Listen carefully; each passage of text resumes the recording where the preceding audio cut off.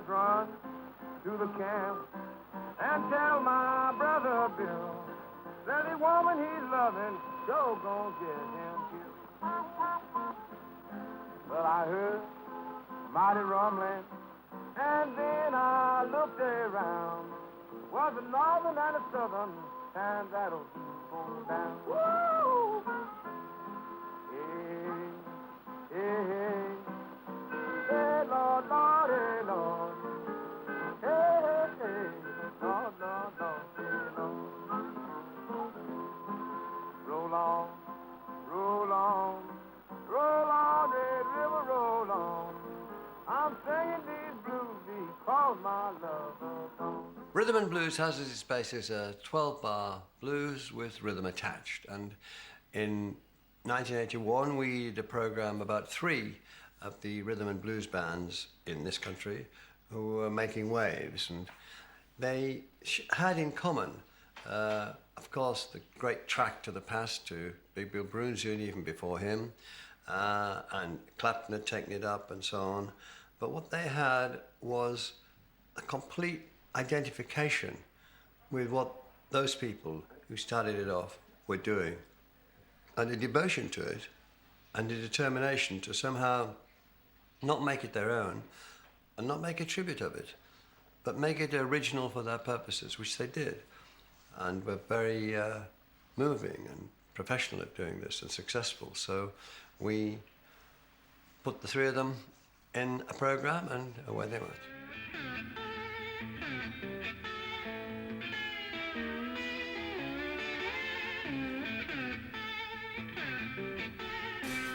Got a letter this morning, what do you reckon it read? Boy, hurry, hurry, that girl you love is dead. Got a letter this morning, what do you reckon it read? Boy, you better hurry, that girl you love is dead. I packed my suitcase, trucked on up the road. When I got there, she was laying on that cooling board. I packed my suitcase and I trucked on up the road. By the time I got there, she was laid out on that cooling board. I think the style of the blues band was really formed in the first 3 rehearsals and 2 pub gigs. It was just the music that I loved, which is the Chicago blues. Well, Chicago blues was really born. It was given birth by Muddy Waters and Little Walter in, say, for the sake of argument, 1950. God, my boy, Joe wicked. God, my boy, Joe wicked. God, my boy, Joe wicked. God, my mojo wicked. God, my mojo wicked, but it just don't work on you. God, my mojo wicked. The style of Muddy Waters is basically the style of the blues band, but added to that is how that would be filtered through the consciousness and the musical experience and all that we've ever heard of 5 white guys who came up through, Johnny Ray, Bill Haley, Elvis Presley, the Beatles, the Stones, and all that sort of thing. There's no way we could play it like Muddy Waters. We'd have to play it like people who'd listened to all that other stuff.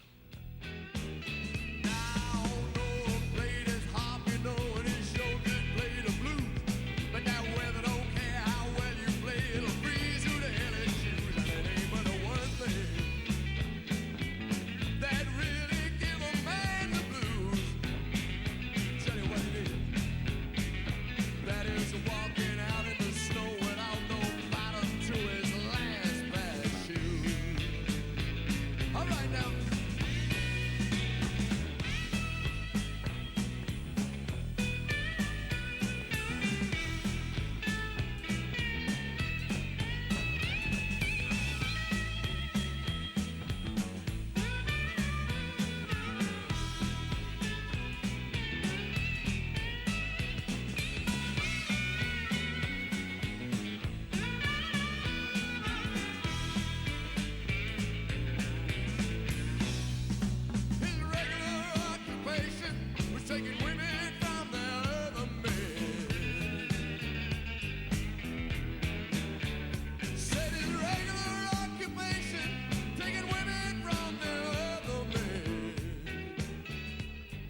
Paul Jones started to play the blues in 1962 in an R&B club in Ealing, started by Alexis Corn and Cyril Davis, who the previous year had formed their own R&B band, Blues Incorporated. The Ealing Club became a gathering place for many young blues enthusiasts, including the founder members of Manfred Mann, of whom Paul Jones was the lead singer, and the Rolling Stones.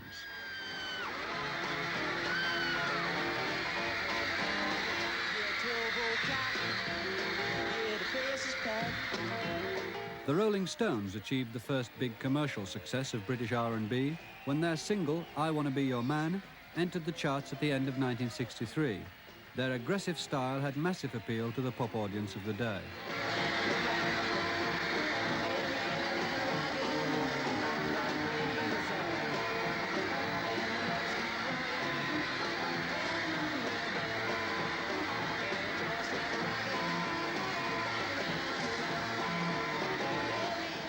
Many of the other bands involved in the R&B boom of that period followed the Stones into the charts.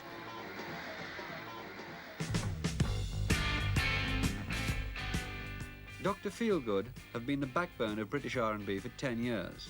They emerged in the early 70s, playing their then unfashionable brand of music at a time when rock was preoccupied with glitter and extravagance. Actually, we look like characters out of some B-movie, you know, a crime film or something. Because like the prevailing fashions before that, people have been people with long hair and glittery clothes and platform shoes and whatnot. We come on in suits, short hair, and we were violent. Well, it looked violent, you know. In fact, we weren't violent at all. We were.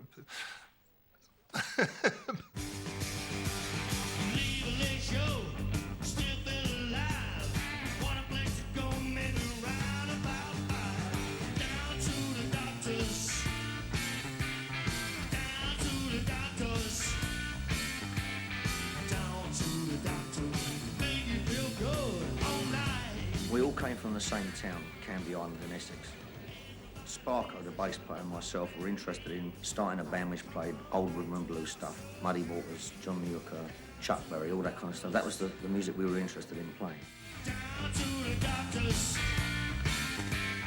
Down to the doctors. Make you feel good all night. 90% of it was old material, and it wasn't even all strict R&B. We used to put in sort of old rock and roll songs as well for good measure, because we were playing in pubs and we wanted to please our audience, you know, to attract their attention for at least half the time. We'd play sort of old Buddy Holly songs. When the black man was playing blues, rock rhythms were going along with it, but they were always 6/8 time. They weren't 4/4 time like modern rock records. A blues 6/8 is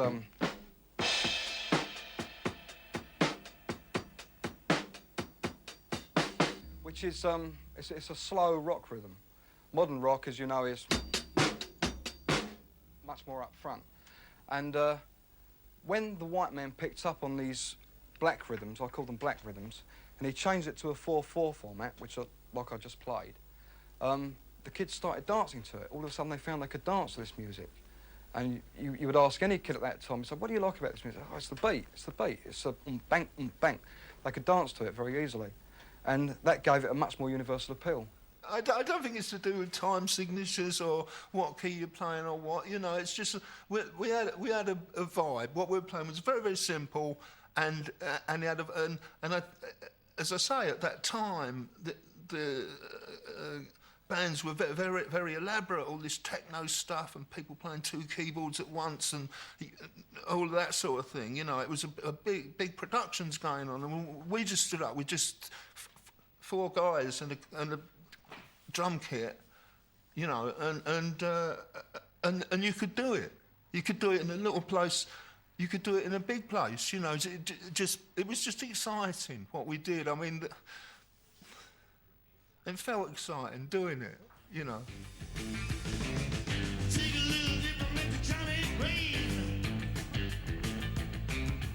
It's the fun that don't win the stream. Keep an eye on the road and one behind. Increase the speed of your soaring climb.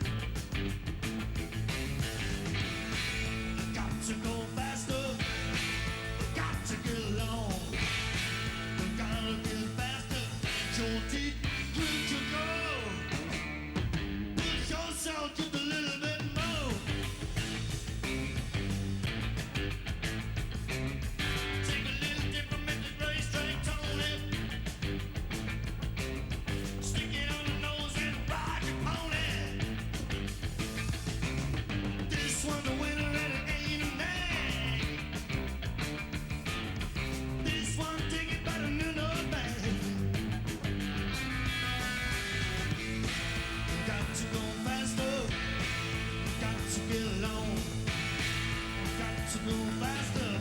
So deep could you go? Push yourself just a little bit more.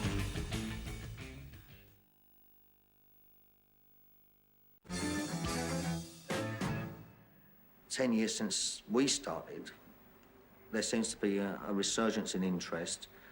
There's kids that weren't even born when Muddy Waters cut on Ready, you know, who are now playing that music really well, and other kids come along and listen to it. If we're a generation after the Rolling Stones, we have now got, you know, life after Dr. Feelgood.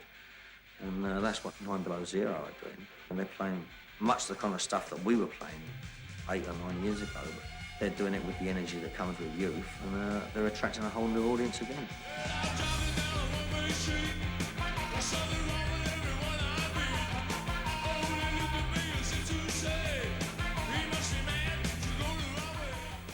It's our approach, the aggressive approach, which makes us a new wave type R&B band. We always said that we got the old numbers and we give them a good singing to. We could really give them some stick, and I think that's it. You know, we do that to the old numbers, and now we're going to do it to our own numbers, and that'll be our approach.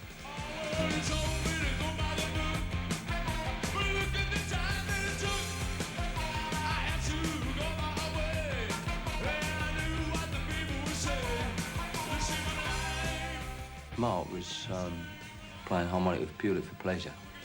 I think his nan played or something, and his dad bought him a harmonica to learn when he was young. I mean, it's just like saying to someone, look, we're going to start a band up in 11 years' time. Can you go and study your instrument? We'll come pick you up in 11 years' time and use you. And that's what he's done. He's been in his bedroom. He's never played in a band before. And he's just been there studying Little Walters, Charlie McCoy, Junior Wells, and all the styles, been playing for his own pleasure. And he actually gave it up until we approached him. We got his phone number from someone. And when we approached him, he said, do you want to join a band? And he was a bit taken aback. He didn't know what a microphone was, how to blow through it, because he was in his bedroom just playing. He didn't know what an amplifier was, you know, didn't know how to play through an amplifier. So we just shoved him straight in the deep end. And he's come out all right.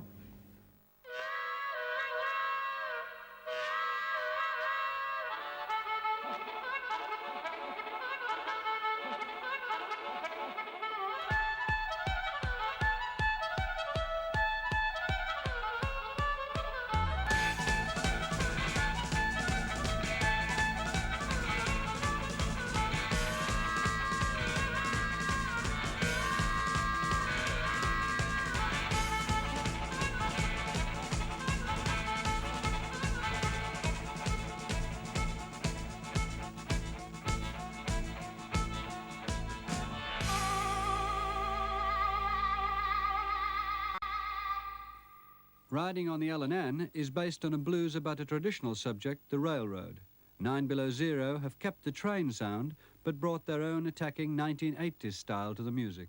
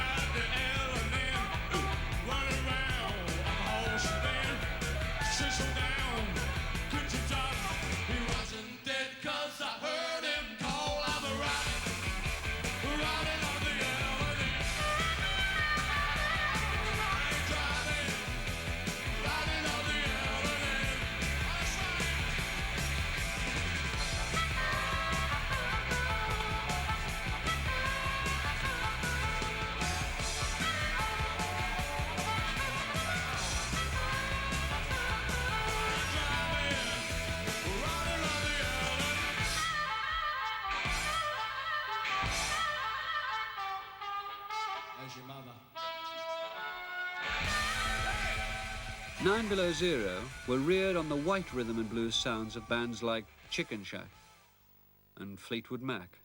But Dennis Greaves, in his enthusiasm for the blues, wanted to look further back than that. I thought, well, they must have got it from somewhere. I didn't know that. I didn't have that much knowledge, you see, and until I was filled in with Freddie King and Otis Rush. And I thought, well, here we go. This is where they got it from. I totally left the white blues then. I got all my black blues influences: Otis Rush, Freddie King, B.B. King, Buddy Guy, and Albert Collins as well. I got into a little bit later on.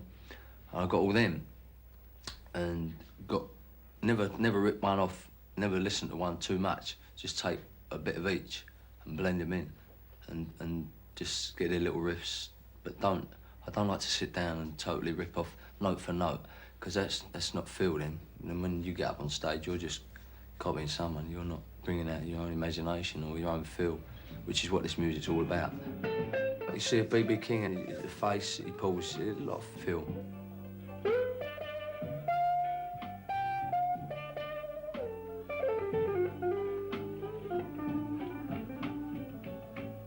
As well as feel, R&B is characterized by the use of riffs, rhythmic or melodic phrases that form the musical basis of the numbers, like Bruns is playing here.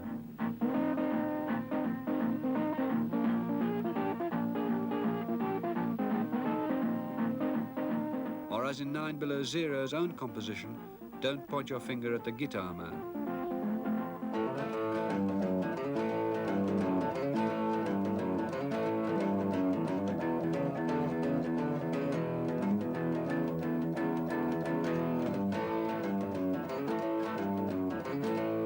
Riff, and I thought, well, I won't follow the normal format. I'll sort of just go. I'll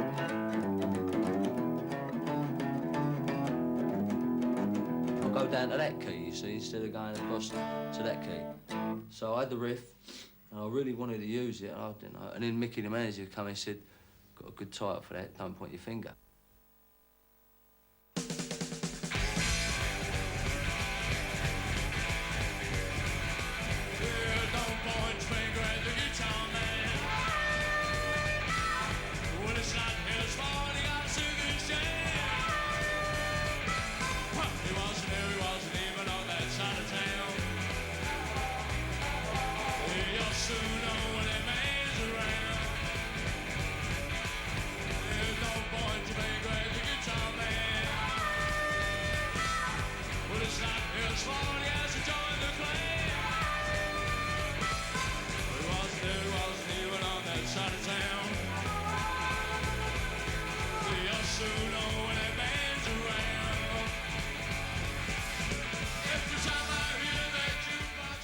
What relevance, though, does the blues have for a British band when the roots of the music lie in the poverty and deprivation of black Americans?